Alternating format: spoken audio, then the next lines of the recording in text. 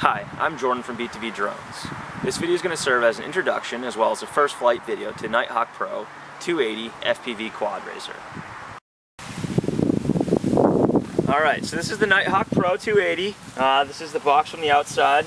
Some of the specs are 700 TBL camera that gives you better resolution. It comes with 60-45 props. Those are dual blade props, 6-inch with a 45-degree angle pitch. You might want to upgrade to tri-blade props later down the road once you get more comfortable. You've got a light in the back, and then it comes with a standard transmitter, and that's for the ready-to-fly version. If you get the non-ready-to-fly version, the ARF as they call it, you'll have to provide your own for that. So some of the specs are on the back as well, a lot of the same stuff here, but let's dive into it and show you what you get and how to set it up. Alright, so let's dive into the box here. Open it up. So when you first get this, you'll see a manual at the top. This is going to be good for going through some settings and stuff that you may not be familiar with. You can also finely tune the quad with clean flight after you get more comfortable with stuff. You'll probably want to start out with just the basics for now. So we'll put that aside. Just bubble wrap for packaging, that's good. Let's open this. So you get some plastic bags here with some extra stuff. You get your props, you got a USB cable as well, you've got some other connections if you want to hook up a different receiver, transmitter, all that stuff. You got a strap to hold the battery in, and a couple other extras for the motors and the prop mounts if you want to do that. So that, and this other bag here, you get the antenna. This is going to be for your video transmitter. This is a circular polarized, that's a decent one. You can always upgrade to the other ones, which is going to give you better distance, but this is what you get, that comes with it. And I'll show you how to put that on in a minute. Some of the other things in here you get are just extra screws. You get angled motor mounts, angled camera mounts, just a lot of extras, little things here and there that you may not have. It's good to have for your first time. And then this is the beauty of it here, the Nighthawk Pro. So this comes ready to fly. This version here, it's got the camera already on it. It's got the receiver here, and then you've got the video transmitter down here. Now, this red cap you're going to take off. So let's take that off, and then you always want to have these on. You never want to power your quad on without this antenna. So let's have that screw in there. Make sure it's nice and tight. Okay, this can bend too, so when you're flying, it's pretty flexible. Now, as far as setup goes, you're also going to want to take off this protective cover in the camera lens. That's just so when you're flying, or when you're not flying and you're traveling with it, it doesn't get scratched. But most of the time, you just leave that off. It's not easily scratched anyways. So we'll put that in the box. You've got your controller here. This is just kind of a basic controller that comes with. I've already put batteries in this, but you are going to need 4 AA batteries. They can be rechargeable or not. It kind of doesn't matter as long as you got power in them. And then this is going to be operating on what's called Mode 2, which is going to be your throttle, faster, actually higher and lower rather. This is going to be your forward and backward options. This will give you your yaw left to right, and this will give you your roll, and this will give you your pitch. Now, there's not much going on in this controller, so for the most part, all I need to know is this flip here. This is going to give you your different flights. So you've got stabilize, angle, horizon, and a lot of that stuff is in the manual as well. When you're first flying, you're probably going to want to leave it in this mode just so you're not crashing it off the beginning. This bind key is if you ever have to rebind it, you shouldn't have to do that. These here, these are your trim options. Out of the box though, it's going to be pretty good, so you probably don't need to mess with that too much. This here is going to be your power.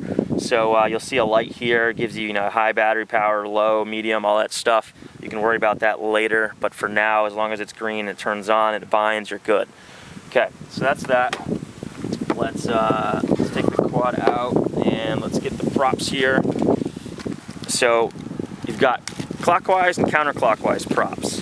And those do matter because they won't go on properly. They actually will go on, but they won't fly properly if you don't put them on the right orientations.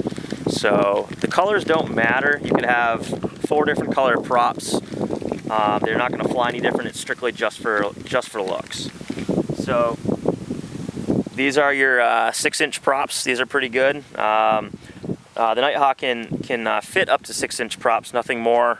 You can go less, that's okay, no problems there. So on these here, the back right prop is usually where I start with. And in this case, let's see, it's going to be the red one. I don't know if that's going to be consistent across the board, but at least in this one. Now, this one, the thread is opposite threaded, so I'm actually spinning it to the right to loosen it up. So I'm going to take this off. I have to set this down. And then I'm going to put this on. So basically how this works is the angle of the pitch on this prop is going to be spinning towards the inside. So if you hold it like this here, it's going to spin clockwise. And then this one would spin counterclockwise. So they're always opposite. And that's kind of a way you can tell how you got them on right or not. Now, I'm going to quickly put the rest of these on. And then after that, we will go out for our first test flight.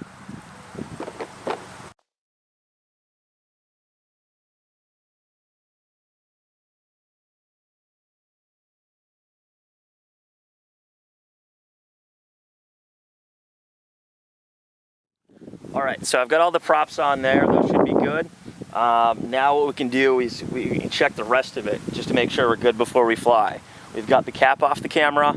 We've got our antenna on our video transmitter so that it won't get fried out. If you don't have that on and you turn this on, you can fry it, or at least it's very, very probable to do that. Not always though. So good habit to have that on. Now all we need to do is plug in a battery. So I've got a battery here. This is a 3S battery that I'm starting out with. This Nighthawk is capable of doing 3S and a 4S, which is good. When you're first starting out, I'd recommend definitely only using a 3S battery. That's because it'll give you a little bit tamer flights if it's your first time. Once you get more comfortable, you move up to a 4S, something like one of these Lumineers here, and then this will give you a lot faster flights. But it's also a little bit more dangerous because it's a lot to control. So you got to know what you're doing, and you can see the differences in the size and whatnot. They all come in different shapes and sizes, so don't be too alarmed with that. But you do have to kind of find a way how to mount it on here if you use different types of batteries. I like to put mine on top, but also it's better to put it underneath. A little better center of gravity on that. You just have to find a way to secure it when you're flying, it doesn't fall off. You know, everyone has their own option. But anyway, so let's plug this battery in and we'll show you how to get this started the first time. So I already have one set up, but I'm going to plug this in as if I'm going to fly this. So that's on. I'm going to turn the controller on. I always want to make sure this is down all the way. Give it a second, and now it should be binded. You can also see here on the controller, this is solid green, which means it has plenty of power in the controller. That's great. So to arm this quad, what you're going to do is take this and go all the way to the right corner. It's called yaw right. Now I do have to be careful because when I yaw right on this model, it will actually spin the motors. You can change that in the settings in Clean Flight, but for now I need to keep that in mind so it doesn't take off and cause any issues. So I'm going to hold this down and then yaw it right. Once those props spin, to de-arm it, I'm going to actually do the opposite and go to the bottom left. So now that they're spinning, you can see there, I'm just holding pressure down so it doesn't take off. If I want to de-arm it, I'm going to go yaw left. Now those are done. Okay, so that's pretty much it. You're ready to go for your first flight. If you're going to do FPV flights, you are going to probably want to pick up a pair of some Fat Shark goggles. We do sell those as well. I've got my Fat Shark antenna here. That's going to give me longer range flights on this. Now I'm going to tell you, if you're going to go with the Fat Shark goggles, you're gonna get these antennas with them. So you're gonna want to match the antennas from this to that, because if you don't, it's not really gonna give you your best, your most optimum performance.